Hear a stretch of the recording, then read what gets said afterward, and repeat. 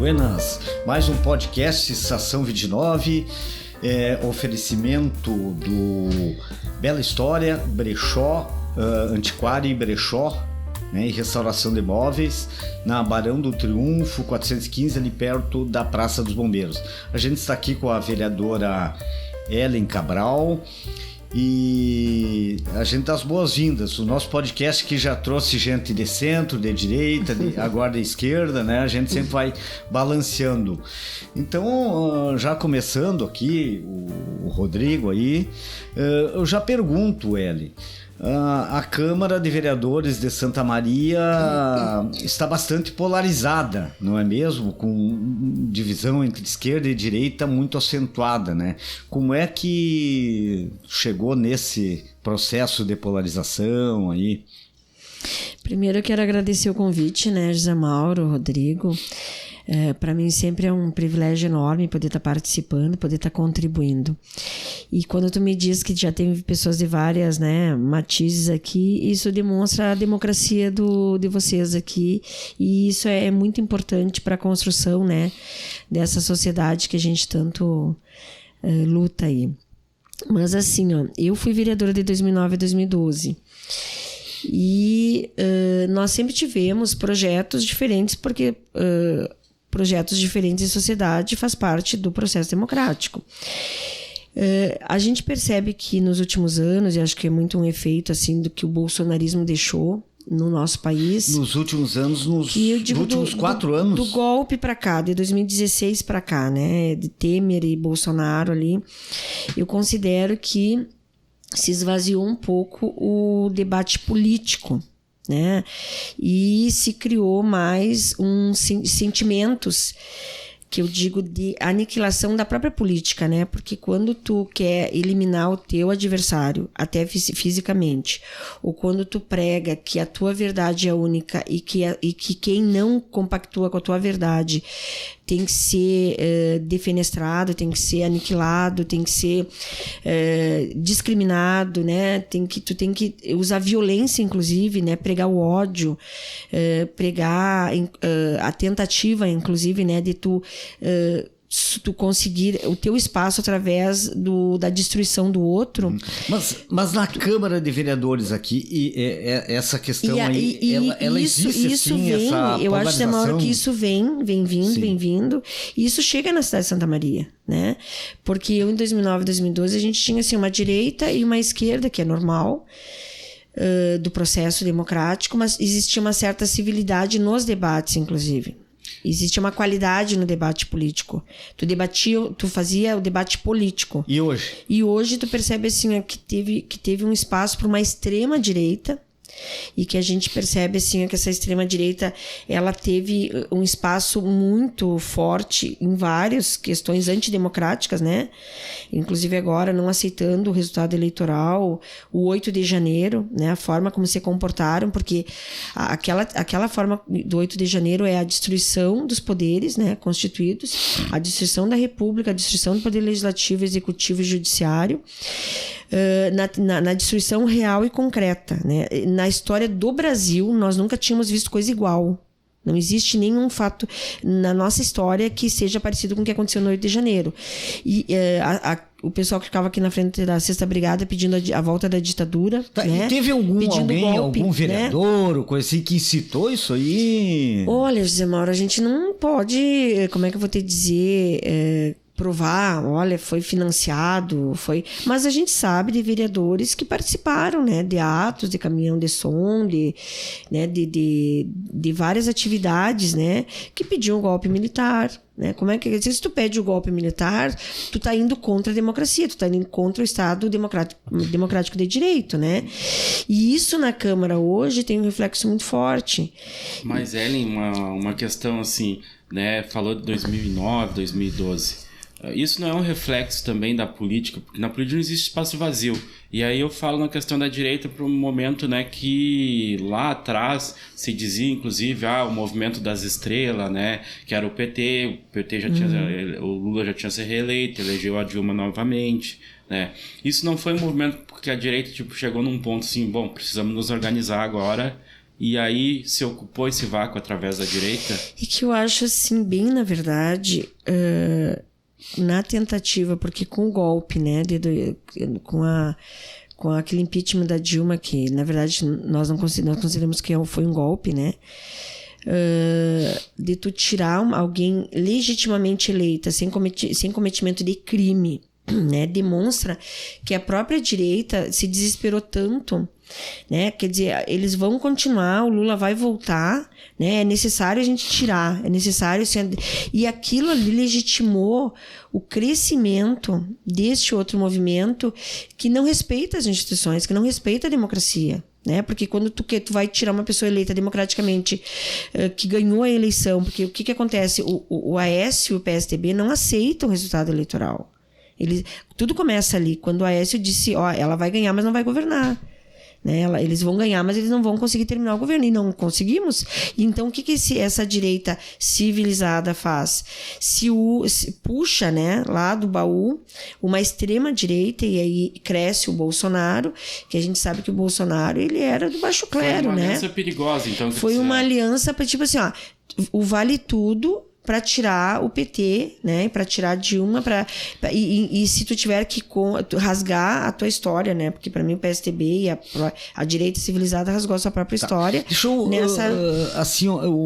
assim como existe a extrema direita, né, existe a extrema esquerda, né, o pessoal mais radical aí da esquerda, e a gente sabe que isso existe nos partidos da esquerda, né? Inclusive dentro do PT tem correntes bem mais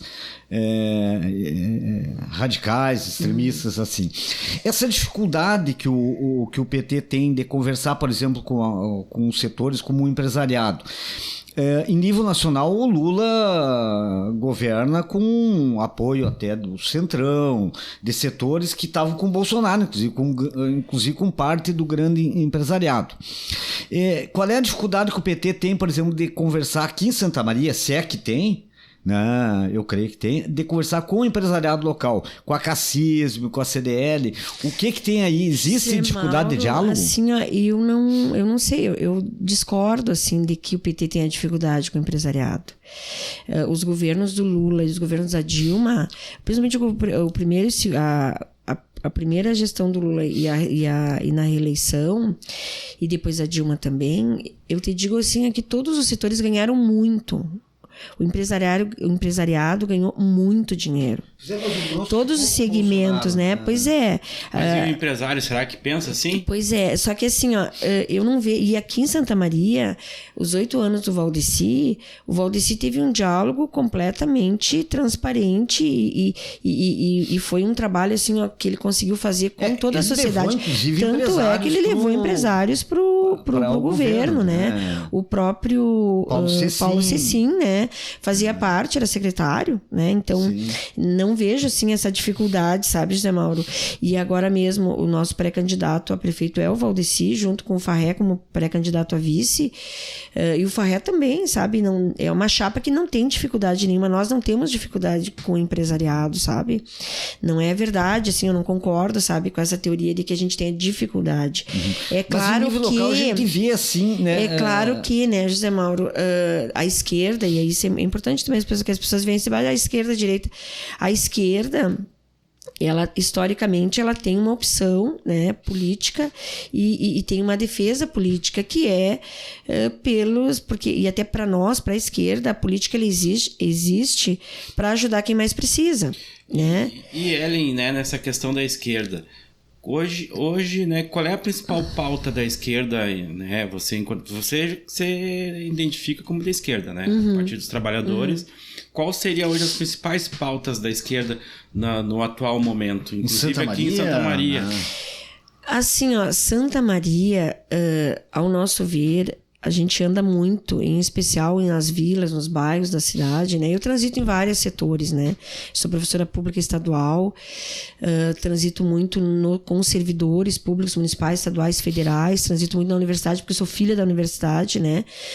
Fui a primeira mulher presidenta da Casa do Estudante. Se não fosse a Casa do Estudante, o RU, uma bolsa de R$70 que eu não tinha me formado, e não era professora hoje, que era o meu sonho. Vim de trem de Uruguaiana, né? Para realizar esse sonho. Então, eu acredito muito, assim, ó, de que as pessoas... Ninguém nasce para ser bandido nem doutor.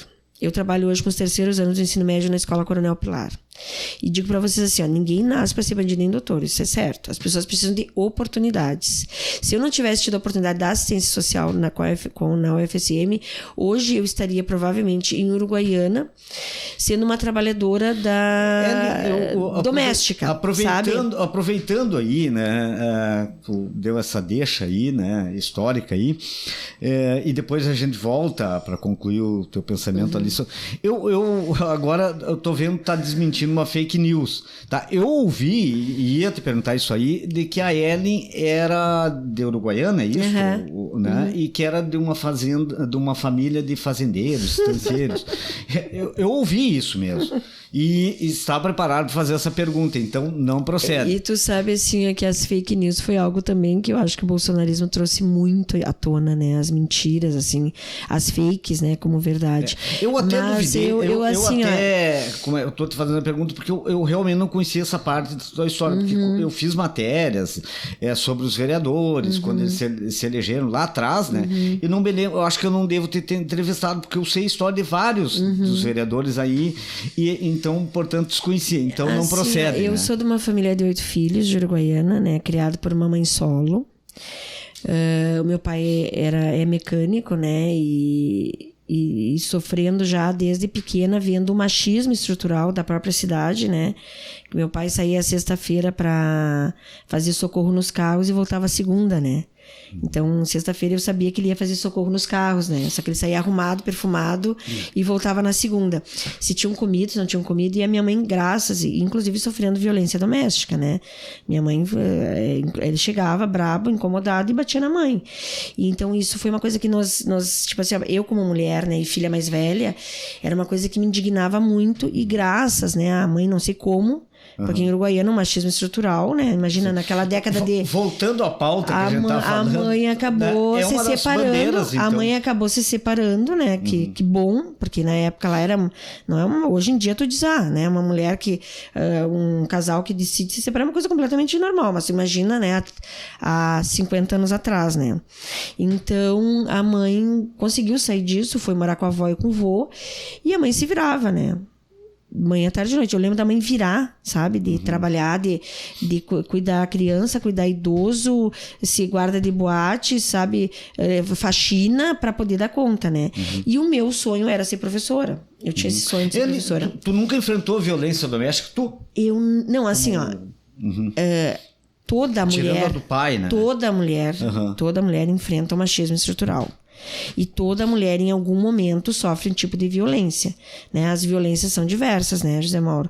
A violência física, psicológica, patrimonial, né? Sim. Pegar o teu celular e jogar numa parede, né? Violências, tem diferentes tipos de violência, né? E toda mulher sofre, e eu já sofri. Eu nunca sofri aquela violência física, né? Até porque eu nunca sofri? Porque eu sou mais bonitinha, ou porque eu sou... Não, porque eu soube identificar em determinados relacionamentos que aquilo ali, os sinais, né, de um relacionamento abusivo, tóxico, e consegui sair antes. Claro. Né? Porque se eu tivesse continuado, talvez fosse vítima até de feminicídio. Assim como várias mulheres, né? Sim. Então é isso que a gente luta, inclusive a nossa luta é essa, né?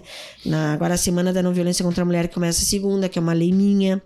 A gente vai nas escolas, vai nas comunidades para conversar com as meninas, com as adolescentes, com as mulheres, né? Que identifiquem os sinais, que consigam sair antes de acontecer, sabe? Mas voltando, né, José Mauro, eu vim para Santa Maria de trem. E aí, para fazer vestibular aqui na UFSM, fiz vestibular, passei para letras. E aí eu e minha irmã fomos morar na casa do estudante. Aí, por isso que eu digo, se não fosse a casa do estudante, o RU, uma bolsa de R$70, eu não teria me formado. E aí que eu me formo, né, como professora, vou pro Walter Jobim em Tararé, onde eu fiquei 24 anos, fui diretora por 10 anos lá. A gente deu uma revolucionada na realidade lá da comunidade, levando o ensino médio, levando vários projetos, reestruturando a escola. Fui pro CEPERGS, hoje eu sou conselheira da CNTE, que é a Confederação Nacional dos Trabalhadores e Trabalhadoras da Educação, e dali que eu venho como sou indicada a ser candidata a vereadora pelo PT. Me filio no partido em 89, Quem assina a minha ficha é o Lula, e sempre junto com o Pimenta, né? Eu faço parte de um grupo que vem do movimento estudantil com o Pimenta, e depois aí venho no PT a vida toda, né? E junto com esse grupo. E aí, agora tu falou um ponto interessante aí, que eu acho que já vamos fazer um link. Eu acho que, né, fica claro que as suas pautas são ligadas ao lado social, né? As políticas públicas voltadas às pessoas que mais necessitam, que sofrem diversos tipos de violência e preconceitos na sociedade. Eu acredito que seria um pouco disso a tua principal pauta hoje na Câmara, né? Mas eu te pergunto, né, voltando ao link do PT, o Né diz que é ligado ao movimento ligado ao Paulo Pimenta, hoje ministro, né? Existem as tendências dentro do PT ainda? Ou isso é uma coisa que não se discute mais? Assim, ó, como eu sou filiada desde 89, né? Eu acompanho o partido, assim, o partido hoje, eu digo pra vocês assim que ele amadureceu muito em várias questões, né? Mas a gente teve momentos, assim, das tendências muito acirradas.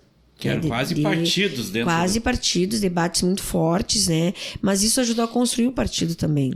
Hoje, Santa Maria... Inclusive, né, uma época, o Valdeci Oliveira e o Paulo Pimenta estavam em campos opostos, disputavam presidência. Sim, nós tínhamos aqui em Santa Maria 5, 6 tendências fortes, sabe? Umas menores, outras maiores, né? Mas tinha essa disputa, né? Na hora da direção de votação, da definições do partido, né? E hoje a gente tem assim, ó, o grupo ligado ao ministro Paulo Pimenta com o deputado Valdeci. Hoje é um grupo só na cidade. Então a gente hoje tem qual é o nome desse grupo? Como é que é? Teria uma linha ideológica ou hoje é tudo a mesma linha dentro do partido? Não, linhas assim, de pensamento, não sei. Esse grupo, que é o socialismo, né? Ele é um grupo majoritário hoje. Como é o nome do grupo? É socialismo. Socialismo ele é um grupo majoritário, né? Ele é um grupo... A nível local e a nível nacional, inclusive? Não a nível local, a nível nacional não. Tá. O PT hoje, na tua concepção, é um partido comunista, social-democrata, socialista? Como é que ele se enquadra nessa definição? Nós temos grupos internos, né, que se consideram... mais socialistas. Nós temos grupos social-democrata, nós temos, entendeu, dentro do próprio partido. Né? Então eu considero que hoje a maioria a linha majoritária é social-democrata. E qual que tu se enquadra? A gente se enquadra nessa social-democracia, sabe? O Pimenta também. O Pimenta também.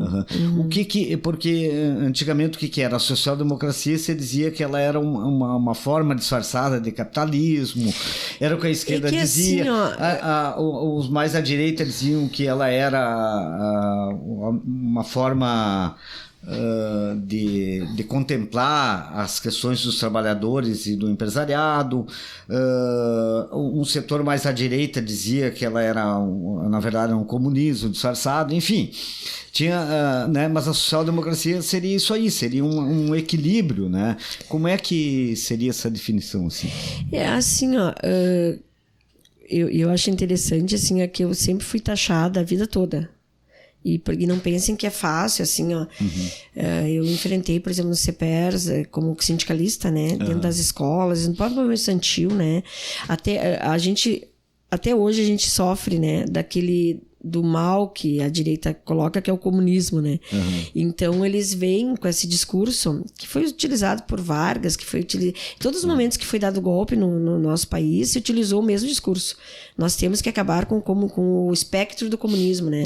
Nós temos que acabar como se o comunismo, sem entender, inclusive, não tem nem noção o que é comunismo, né?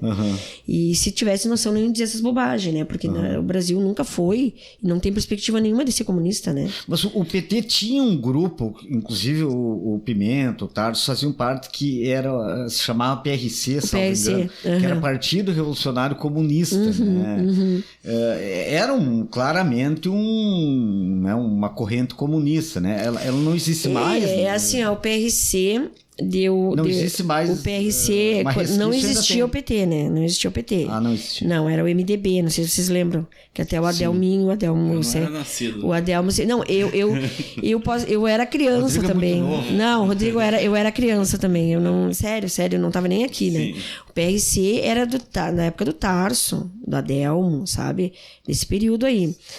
E aí, depois, no final do... Aí, quando o partido é fundado em 1980, aí que se vem o Partido dos Trabalhadores e das Trabalhadoras. Né, que aí, de fato, né, porque antes de eu já entro com o PT. Eu entro em 89, depois de 9 anos da fundação do PT. Mas esse grupo, que era o PRC, né, que era um partido tipo clandestino dentro do PMDB, né, como os outros partidos comunistas e outros grupos que estavam dentro do PMDB, né, mas ele foi pro PT daí, né. Aí esse grupo acabou fundando, né, um dos fundadores do PT no estado e virou em uma Santa corrente Maria dentro. E virou, e aí foi indo, e aí dentro do PT as correntes, tanto é que correntes do PT depois viraram o PSOL, né? A Convergência mesmo, que era nossa, que a Luciana Genro era uma das coordenadoras, depois virou o PSOL. Mas isso foi com a tomada do governo, né? O PT também, acredito, foi amadurecendo e as ideias foram, né, também se aflorando e houve essas divisões, né? Cada um resolveu tomar o seu caminho. E aí se criou o PSOL, porque assim, o PSOL, na verdade, ele é constituído dentro de um grupo de tendências que eram nossas e que já não compactuavam mais. O PSTU também é um... O PSTU, né, que é um algumas pessoas também. E aí hoje a gente sabe que também tem suas tendências, tem seus grupos. Né? E hoje na Câmara, Ellen, né, pergunta dos PT, os vereadores têm os 3 vereadores tem hoje, né? Tem alguma tendência ou não? Assim, ó, se identificam pelo menos? Eu e o vereador Valdir, a gente faz parte, do mesmo grupo, né? E a vereadora Marina, que agora não sei se ela não notificou o partido, mas a gente sabe que desde os últimos do período eleitoral ela tem uma identificação muito forte com a deputada Maria do Rosário, que é um outro grupo, né? Mas que são grupos que, né, que agora mesmo em Porto Alegre a Maria do Rosário foi indicada para pré-candidata a prefeita de Porto Alegre e com nosso apoio, né?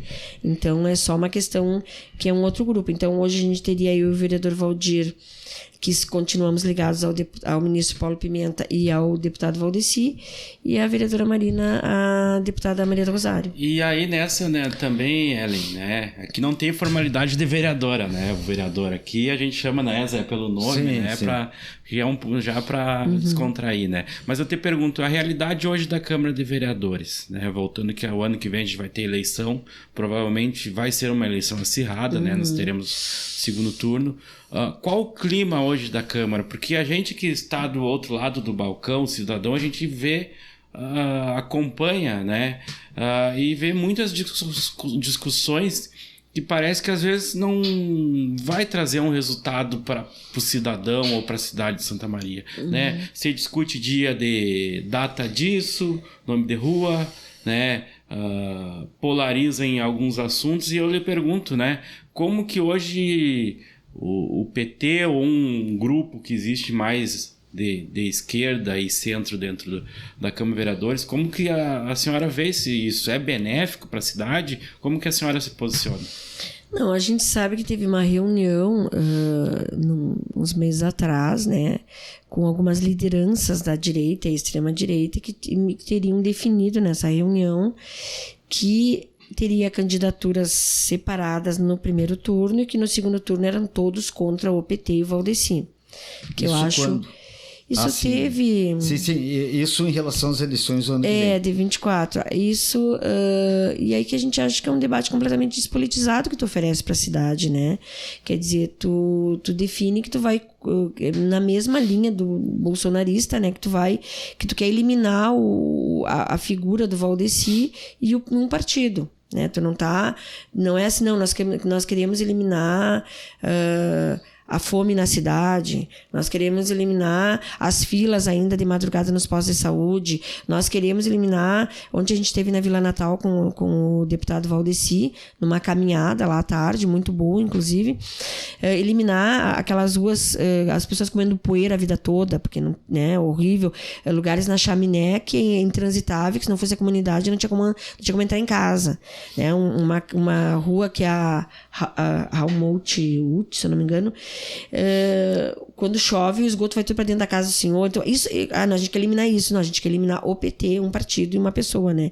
Que a gente acha completamente... Mas aí existe aquela... são duas discussões. Vamos pegar agora na questão da Câmara agora, né? É a questão da pauta de comportamento, que é uma coisa nunca vista, a quantidade de pauta de comportamento que tem. Inclusive, né? Porque assim, ó, uma coisa é a pauta econômica, a liberdade de comércio e coisa e tal. Aí há uma divergência do PT em relação ao que defende o empresariado, me parece. A questão, por exemplo, da abertura do comércio, né? Essa é uma questão, né? A outra questão é a pauta de comportamento. E a gente percebe o que eu vi muito esse ano, né? Por exemplo, vários vereadores colocando moções na casa, né, para desgastar o Lula e o governo Lula, sendo que o vereador e a vereadora, a Câmara, né, Municipal de Vereadores e Vereadoras, ela tem uma legalmente, né, institucionalmente, a função de legislar sobre a cidade, sobre o município.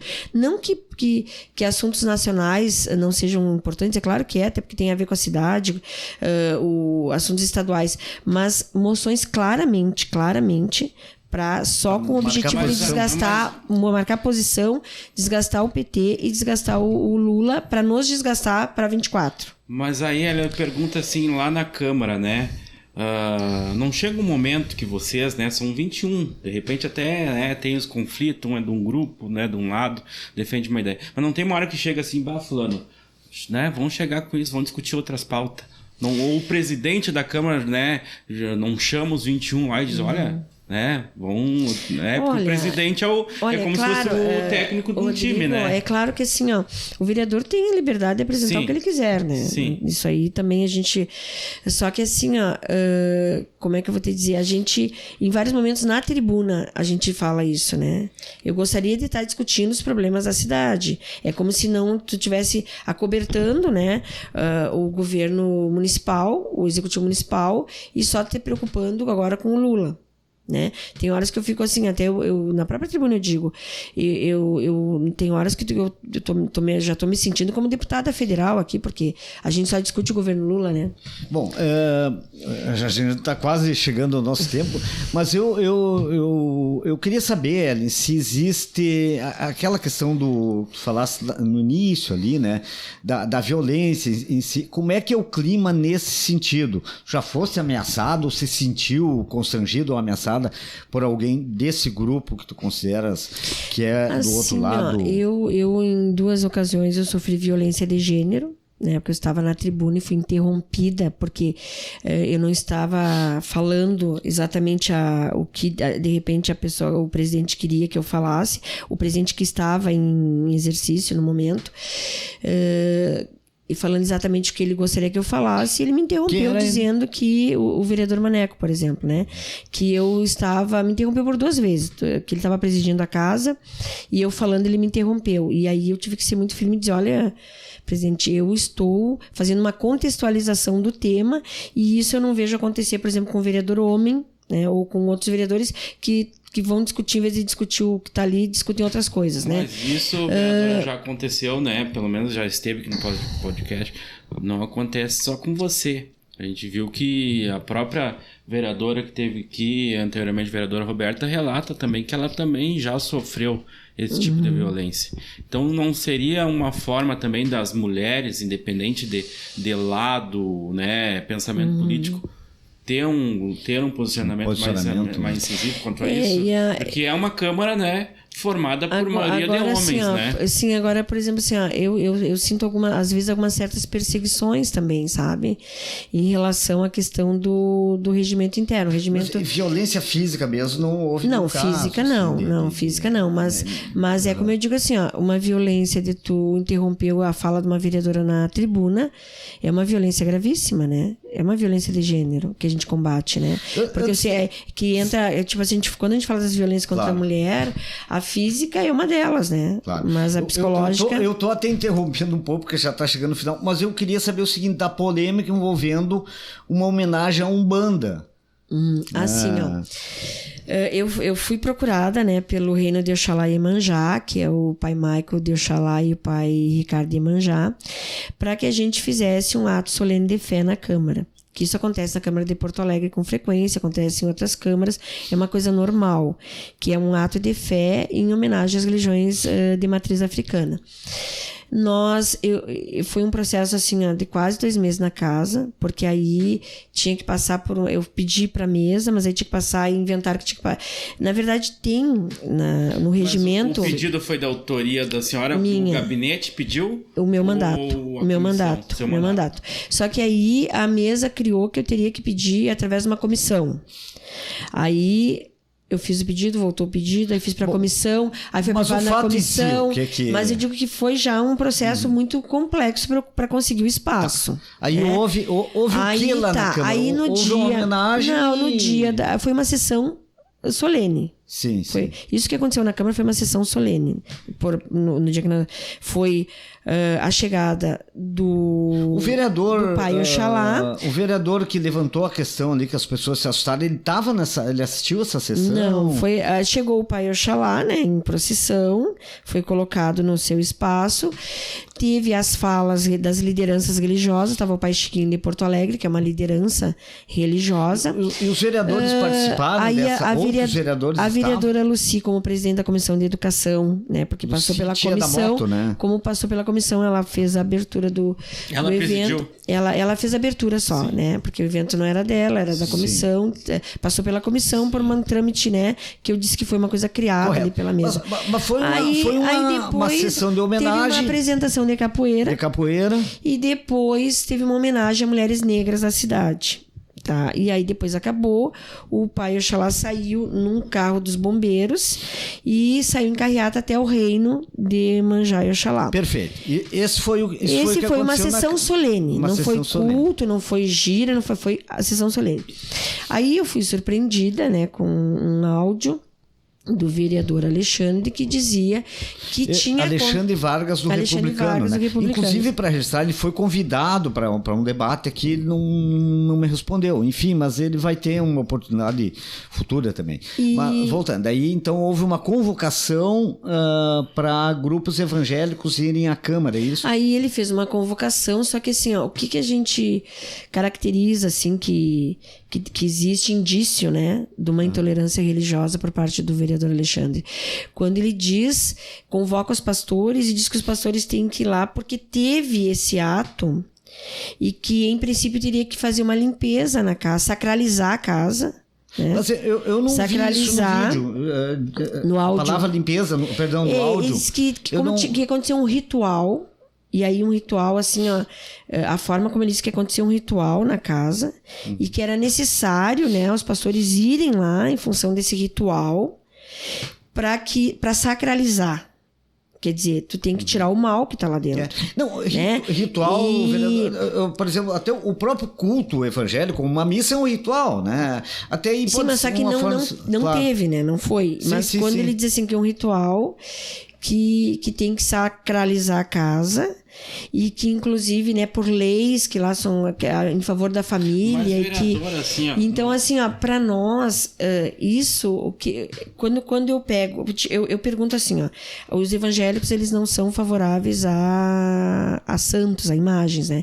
Se tivesse ido uma imagem da Mãe Medianeira lá E foi? Teve não, uma sessão? Não, mas se tivesse acontecido a imagem, entrar lá, uma sessão solene para a Mãe Medianeira. Em vez de ter sido das religiões de matriz africana, fosse da católica, tá? Eu tivesse chamado. Eu me pergunto, será que o vereador Alexandre também chamaria os pastores para sacralizar, porque tinha que limpar o mal? Mas teve uma homenagem à medianeira na Câmara. Só não foi levada a imagem, mas né? Mas, Ellen, não seria mais fácil para a cidade, né? Os 21 vereadores hoje chegar num consenso seguinte: o Estado é laico, tá? Isso eu acho que não se discute. Mas, bom, quem quiser fazer, né, ir lá fazer uma benção ou, né, usar o seu ritual, como foi utilizado o termo aqui, né, mas dentro das suas crenças, dentro do que cada um acredita. Não seria uma forma agora, então, da Câmara discutir isso e dizer, bom, ou libera para todo mundo, para todas as crenças, ou nenhuma vai. Rodrigo, assim, porque senão a gente fica nessa discussão, né? E não avança. A questão, para concluir agora, já está estourando nosso tempo. A questão é que a Câmara é um espaço para a mistura de religião com política. Num Estado laico, José Mauro, assim, o que nós fizemos lá foi uma sessão solene. E tem várias comendas, inclusive eu entreguei agora a medalha Teresa de Marighella e a Zumbi dos Palmares, e tem o Dia do Umbandista, tem vários. Em março aconteceu na casa, o Conselho de Povos de Terreiro fez uma atividade com o Executivo, onde teve uma gira dentro da Câmara, sem problema. Então, assim, qual é a tua religião? O Estado... Se um espírita quiser lá fazer um... Sim, agora não, mas só para registrar, assim, ó. Eu fui vereador de 2009 e 2012, acompanho a Câmara, eu nunca tinha visto coisa igual. E quero dizer mais, eu tenho apoiadores evangélicos que votaram em mim, votam em mim, que são nossos apoiadores do PT, inclusive. E essa posição do vereador Alexandre não é uma posição dos evangélicos. É uma posição muito dele, do grupo dele, não sei, mas dele. Então eu quero deixar claro assim, ó, que não é... todos os evangélicos pensam assim. Inclusive eu recebi muitas mensagens de outras religiões se contrapondo à fala dele e inclusive de pastores dizendo que não concordam com o que ele falou. Enfim, pra frente, qual vai ser o posicionamento da senhora? Eu perguntei qual era a religião, né? Assim, ó, eu na verdade, José Mauro, eu tenho apoiadores e eu transito em todas. Mas é de alguma religião? Em todas. Eu me simpatizo, inclusive, esses meus apoiadores são do quilômetro 13 aqui. Eu vou no culto evangélico. Eu vou no Centro Espírita ali no Poti, eu vou no Ramatiz ali perto da Avenida Liberdade, eu vou aqui na Tuiuti, o que prego bem é senhora acredita. Exatamente, entendeu? Eu não tenho problema, sabe? Não, eu sou só da religião, eu tô aqui só a defender. Não, só que eu acho que eu respeito todas. E o que a gente quer é respeito. Mas e a senhora... A gente quer respeito. Ela foi criada em alguma religião? Assim, ó, a minha avó era umbandista, materna. O meu pai, católico. A minha mãe, católica. O meu outro avô, espírita kardecista. Eu me criei em centro espírita, em centro de umbanda e na igreja. E fui batizada, fiz a primeira comunhão e fui crismada. Então é católica. Sabe? Tu entende? Mas eu frequento. Inclusive o reino de Iemanjá, Oxalá, é um reino que a gente frequenta. Eu sou convidada, assim, para muita atividade. E eu frequento todas as atividades. Sabe? Só que o que a gente está pregando aqui, José Mauro? É o respeito. Eu posso, assim, ó, achar assim, eu não concordar com a imagem, não sei, mas eu tenho que respeitar. Então, como tu disseste, Rodrigo, na casa, por exemplo, o que aconteceu lá o dia 30 dos pastores, tranquilo, entendeu? Eu creio que o que deu problema foi a forma como talvez o vereador... Eu não estou aqui para defender o vereador, nem acusá-lo, né? Porque, na verdade, houve uma sessão solene da reforma protestante, enfim, né? Mas, claro que, como foi, o áudio é que deu o problema, né? Eu acho que a Câmara até devia ficar distante, isso não, né, que o Rodrigo falou, deveria ficar distante dessas questões que isso para mim compromete o poder legislativo também, sabe? Porque quando um vereador faz essa convocação, tu convoca Porque teve esse, agora nós temos que lá sacralizar a Câmara para tirar o mal, né? Para tirar o mal e levar então o bem. E ao mesmo tempo que tu faz isso, tu instiga uma certa intolerância. Mas então, só para concluir, Ellen, né? Eu pergunto teu posicionamento agora bem objetivo, né? Enquanto você é uma vereadora, assim como os outros 20, é viável você fazer uma discussão em cima disso? Porque existem 2 movimentos hoje, né? 2 religiões. Que a Câmara possa ter uma discussão ampla disso, que qualquer religião possa participar. Vai ter uma tribuna livre. Mas ela agora mesma colocou que teve uma dificuldade. Então vai ter uma tribuna livre agora dia 30, quinta-feira, às 15 horas, né?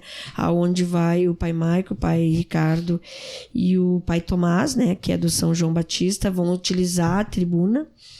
E provavelmente ele também vai dar margem para um debate, né? E aí a gente vai estar... O que nós queremos, né? Nós não queremos nos contrapor... O que Deus prega, né? O que as religiões pregam. Dependendo de Deus, a paz, mas, a paz, por exemplo, né? A paz. Santa Maria tem ela não prega religiões. A guerra das religiões. E o que a minha posição é pregar o respeito e a paz das religiões. E não um poder legislativo instigar a guerra das religiões. Sim. Tu entende? Daqui a pouquinho a vida do pai Mike e do pai Ricardo estão em risco. Dependendo do radicalismo de alguém que ouviu aquele áudio, foram lá fazer o mal, um ritual, vamos lá e fazer alguma coisa. Daqui a pouco a vida deles está em risco. Por isso que, inclusive, eles fizeram um boletim de ocorrência em relação a essa situação.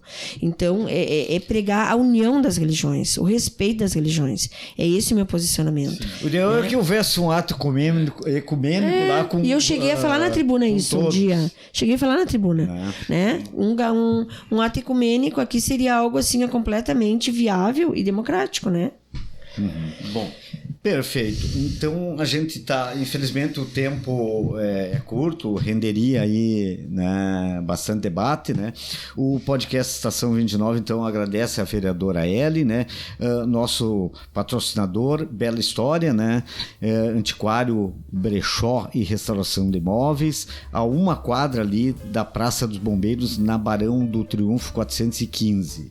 E, né, convidamos a todos aí no brechó, tem bastante variedade lá, mas eu faço um convite que é entre no canal do Paralelo 29 e assista o nosso podcast. Toda sexta-feira às 19 horas, sempre um novo episódio inédito e estamos abertos a mais patrocínios, também, mas principalmente curta, compartilhe e se inscreva no canal do Paralelo 29, né? Um forte abraço e até o próximo episódio.